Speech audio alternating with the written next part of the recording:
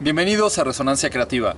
El día de hoy les presentaremos a Tomás Macías, un juglar que asegura vivimos en la nueva Edad Media. Mar Monstrum, una obra de teatro que se resiste al naufragio cultural. Hermenegildo Reyes y los colores que bajaron de la montaña. Carla Porragas, un dúo de blues que nos transporta a los inicios del género. Bienvenidos. Comenzamos.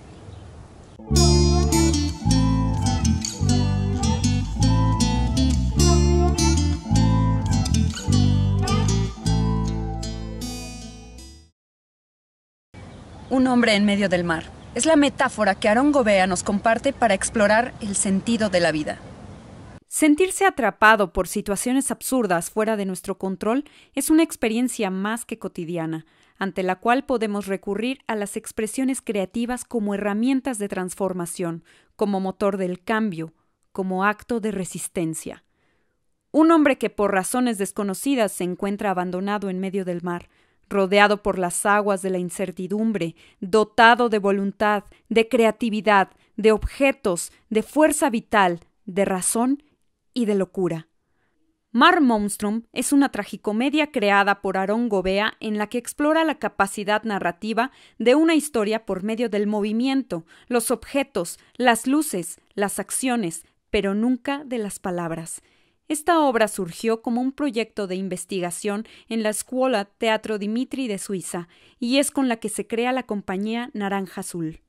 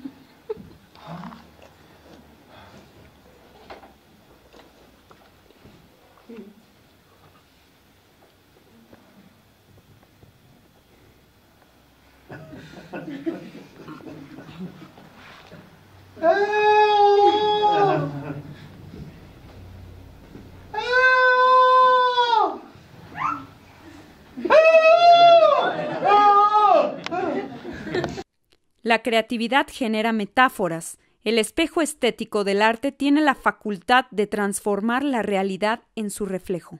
La metáfora esencial para nosotros es que todo depende del individuo. Es el ser humano quien decide su destino. Es el ser humano quien decide el rumbo de un país, que decide cuándo abandonar una barca o un sistema o un gobierno, cuando ese gobierno o ese sistema ya no satisface. Pero es solamente el individuo que lo puede hacer. Así como en la ausencia de palabras se pueden hallar grandes ideas, en el caos se puede manifestar el orden y en el horror la belleza. No tenemos que contarle a la gente cómo es el mundo cuando la gente vive el mundo todos los días. O sea, yo cómo voy a representar la violencia si ya realmente el mundo es extremadamente violento. Lo que necesitamos es una razón de vida. ¿Por qué levantarse cada día? Y me parece que el goce estético está ahí. Nos puede ayudar. El tocar una canción en medio del caos es algo bello. Y ese contraste nos puede ayudar a encontrar el camino, por qué despertarse cada día, por qué juntarse con los amigos para hacer algo y comunicarlo. La paradoja de usar la violencia como escudo ante la violencia es una tentación que en tiempos violentos, como los que vivimos, se ha disfrazado de razonable. Si alguien decide representar algo que definitivamente reproduce la violencia, reproduce el odio y reproduce estas pequeñas cualidades humanas que son naturales, pero que tenemos la decisión de darles otra guía, si alguien decide reproducir eso, solamente ser consciente que está reproduciendo lo mismo que está criticando. Y solo hacerse la pregunta, ¿tiene sentido? Los juglares eran artistas de la Edad Media que a través de la música, la actuación, los malabares, la creatividad enfrentaban al poder. Tomás Macías es un juglar del siglo XXI. Dignidad, indignación y la búsqueda de ejercer plenamente la libertad son temas constantes que a través del tiempo se mantienen vigentes. La llama de un fuego amenazado por milenios, que se niega a apagarse gracias al viento de la conciencia que aviva su ardor. Los juglares de la Edad Media son considerados el origen de diversas actividades de gran influencia cultural en nuestra época, como el periodismo y la sátira del poder. La denuncia de hechos ignominiosos y la burla son características heredadas desde la Edad Media hasta nuestros días. Tomás Macías, actor con 3 décadas de experiencia dramatúrgica, da vida a los personajes medievales que Darío Fo plasmó en sus Misterios Bufos de 1969, los cuales están hechos para ser interpretados por un solo actor a cargo de todos los personajes. En la selección que Tomás Macías ha realizado para su montaje, tiene la labor de interpretar 16 personajes diferentes en situaciones que giran en torno al poder, la dignidad, la indignación y la libertad. Y así es como podemos ver cómo opera la dignidad de los ricos, de los poderosos, a comparación de la de los pobres. Para los ricos la dignidad es mandar y ordenar y humillar. Y para los pobres la dignidad es servir todo el tiempo.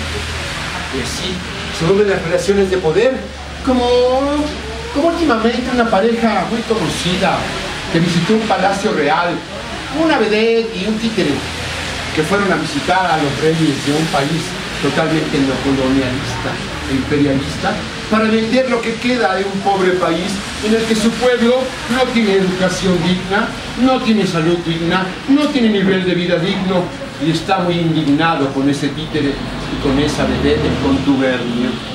El hoy como espejo del ayer, un ciclo que ha vuelto a comenzar, temas medievales absolutamente vigentes.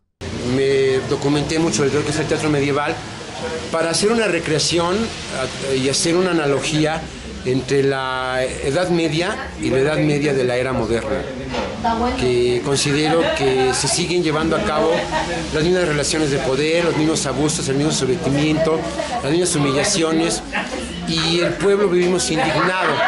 El oficio del actor y su dignidad se han reducido a su mínima expresión gracias a las producciones televisivas, cinematográficas, teatrales y en general de entretenimiento que realizan los grandes consorcios de la comunicación. Entonces el trabajo de juglaría para mí es una forma de dignificar el trabajo del actor, por un lado, y por otro lado también de contextualizarlo a la época contemporánea, en el sentido de hacer una analogía estructural, como te decía, respecto a cómo nos siguen gobernando las mismas relaciones de poder, y nosotros las hemos aceptado de una manera casi gozosa, ¿no? De una manera en que hasta lo disfrutamos, ¿no?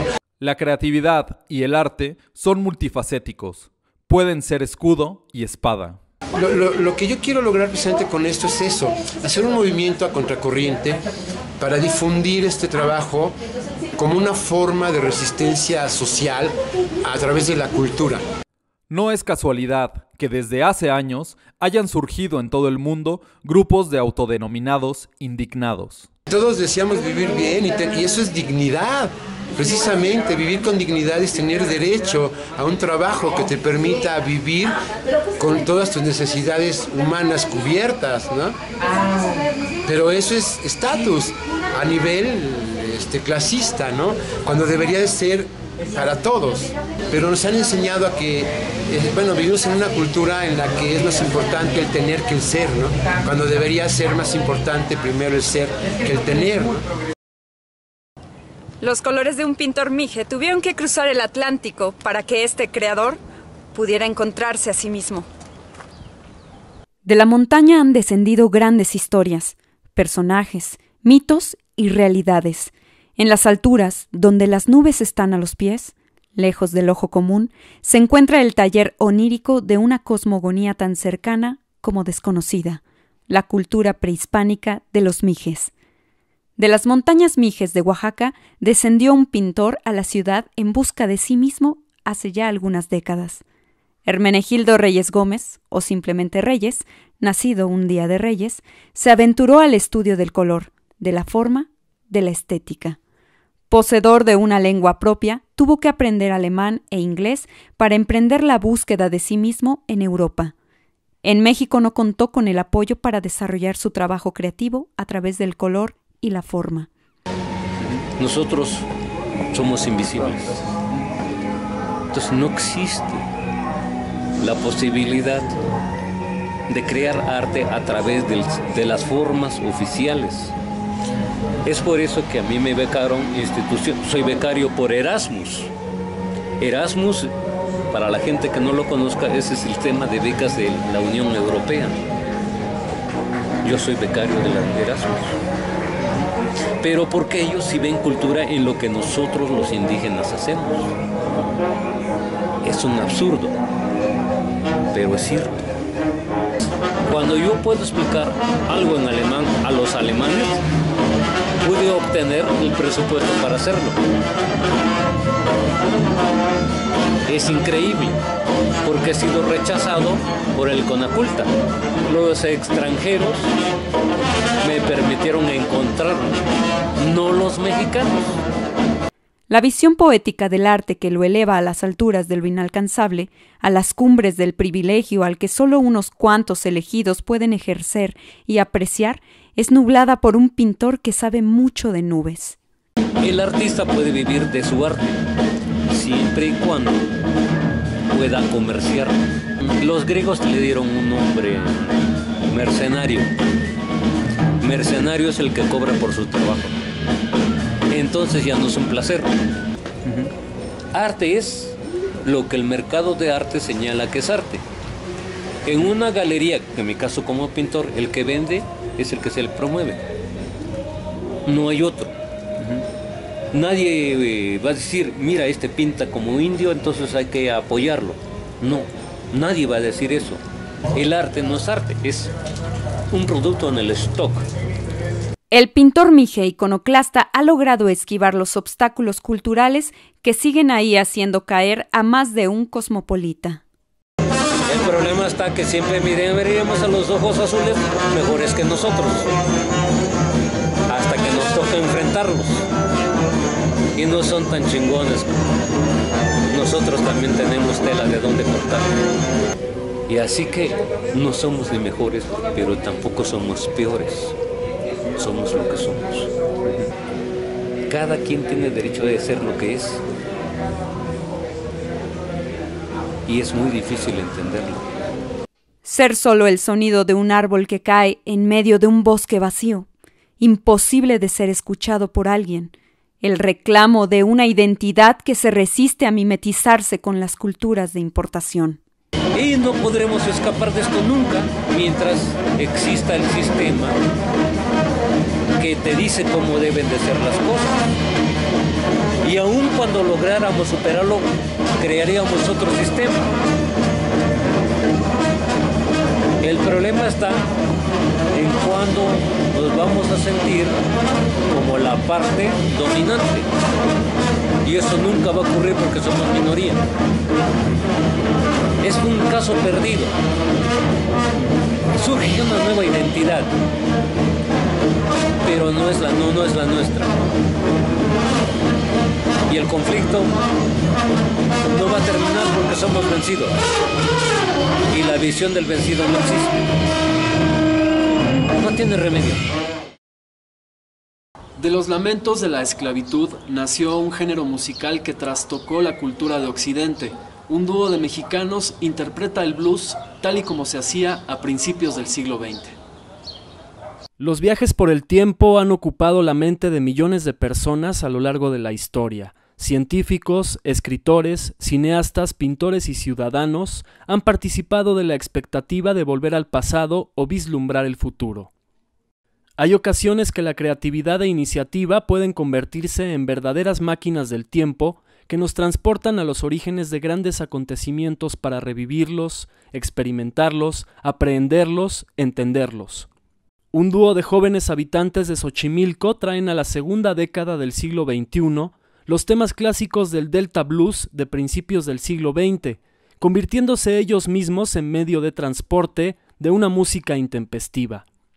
Carla Porragas y Eduardo Peña llevan una década colaborando juntos en proyectos musicales y desde hace 3 años se han aventurado en la promoción del blues a dúo. La voz femenina, la guitarra acústica y el dobro rescatan las composiciones del blues que fueron los cimientos sobre los cuales se ha construido gran parte de la historia moderna de la música occidental.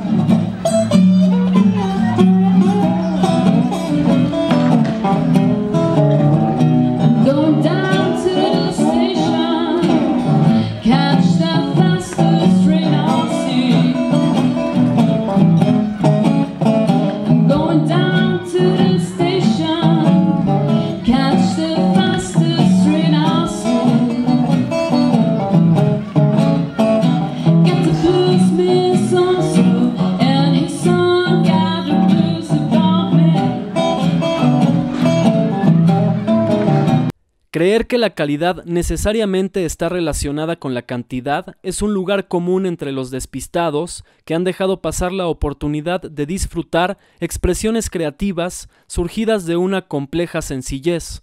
Yo siento que la sencillez del género es como lo que sorprende, ¿no? Porque hay, por ejemplo, en el jazz se utilizan muchas escalas, en el metal progresivo el virtuosismo, en el blues no tiene nada que ver eso, es simplemente sentimiento. Puedes usar en un solo nada más una nota, pero dándole un sentido cada toque a esa nota diferente, ¿no? Entonces como que la simplicidad hace que sea como muy rico en sentimientos. Pues dices, son 5 notas, que no se las aprende, ¿no? Pero también por lo mismo, para sonar pues más o menos original o que no suene todo igual, pues se vuelve complicado también al tener tan limitadas armonía y eso, ¿no? El blues, un género tan rico en estética, creatividad y trascendencia, es paradójicamente muy pobre en cuanto al apoyo de quienes tienen la labor de incentivar y fortalecer las expresiones artísticas de calidad. Es difícil que te den el espacio y luego que te den el espacio no te dan el apoyo económico. Ya con el espacio dicen yo ya me lavo las manos y ahí tienes y ya te bolas, ¿no? Yo creo que también eso sí tiene que ver con la cuestión del gobierno, no apoya este tipo de géneros. Pues, ¿qué puedes hacer? O sea, la verdad, no sé, pues, lo único que puedes es nuestra resistencia, seguir y esperando que algún día las autoridades cambien de mentalidad y empiezan a apoyar realmente este tipo de cosas. Los cantos de nostalgia y sufrimiento surgidos de la esclavitud se convirtieron en el género musical que contribuyó en gran medida a esculpir el rostro cultural del siglo XX en Occidente. Esa nostalgia persiste, a pesar de las décadas, y sus sonidos son el fondo musical de la espera por tiempos mejores. Gracias por habernos acompañado en una emisión más de Resonancia Creativa. Síguenos en nuestras redes, Twitter, Facebook, YouTube, Tumblr. Suscríbete, comparte y únete a la difusión cultural.